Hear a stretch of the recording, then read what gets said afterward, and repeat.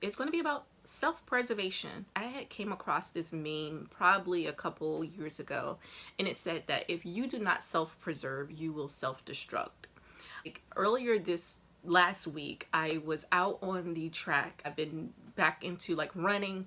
My daughter was there, as well as other people that were on the track. And as I was coming around, I had passed this older gentleman, and as I'm passing him, he's like, oh, I'm going to catch you. I'm going to catch you. And I'm just, I wave and I'm like, it's not a race, it's a pace. He's joking, I'm going to catch you, that type of thing. So I keep going at my pace and I get around to the other side.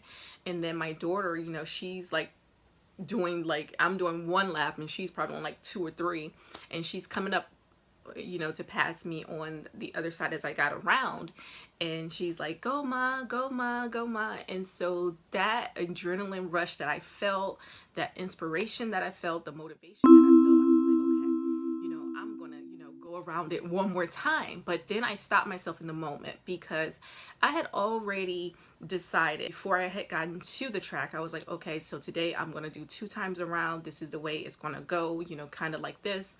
And so I decided to stop myself in that moment.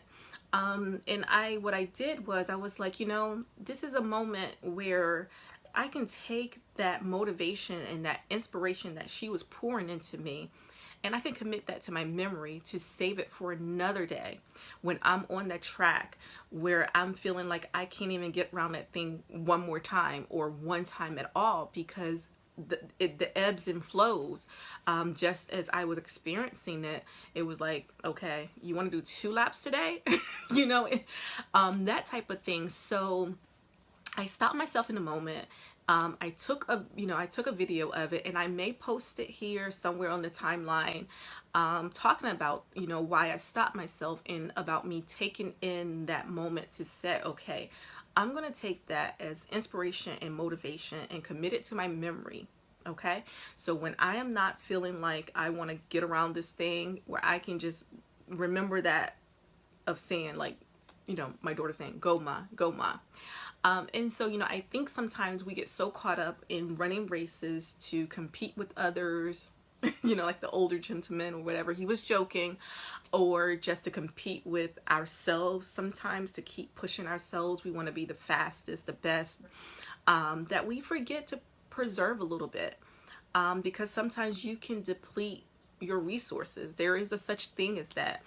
I'm not a personal coach or personal trainer or anything like that. But I've done enough work to know that, you cannot like give it your all the time. You have to preserve.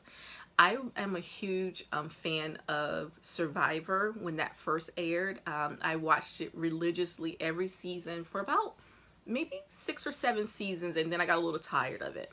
But big fan of Survivor, The Amazing Race, and recently I just got into The Challenge.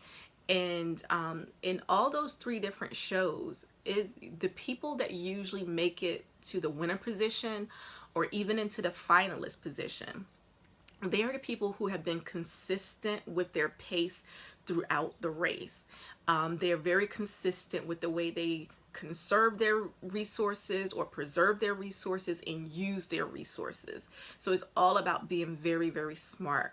The tennis player Naomi Nagasaki, I hope I did not butcher her name, but her pulling out of whatever the tennis final was, or I'm not for sure, I'm not into tennis like that, but I kind of follow, us black girl magics who are out there doing great things in different, sports and industries and things like that. So, I might know the name and like what they do, but I don't know nothing about tennis.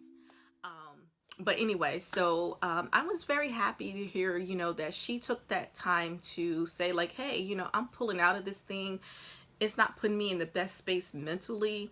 And there's sometimes you have to do that. And that does not make you mentally weak, because you decided to preserve your peace. That's what I call it. You're preserving your peace.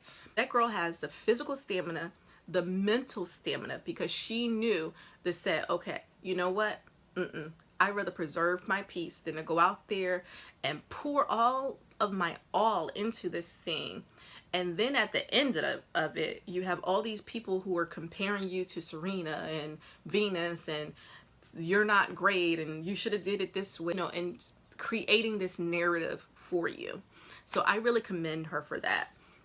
I always have told my children that you're going to pay for things one way or another, right? It's either going to be through your time, your money, and you might as well add like your health, mental health, physical health in that. So I think about for myself, like I do my hair myself. So because I do my hair myself, I have to plan out my time to do my hair. So you have to think about those things. And there's times where I'm like, I'd rather pay somebody to do my hair, whatnot, because I need to preserve, you know, my time, or, you know, do something differently. I could be doing something differently. This particular self-care Sunday or Monday or self-care weekly is all about self-preservation. It does not make you a weaker person because you decide to hold back. You know, I felt like I went even harder today in like humidity that was outside, because I preserved, you know, my peace, my energy, my space that particular day when I was on the track where I was going to say, oh, you know, maybe I can push it. That's where injuries can happen and things like that, especially if you're not prepared. So yeah, self-preservation is a great thing. Let's practice a little bit more of it. Be more conscious of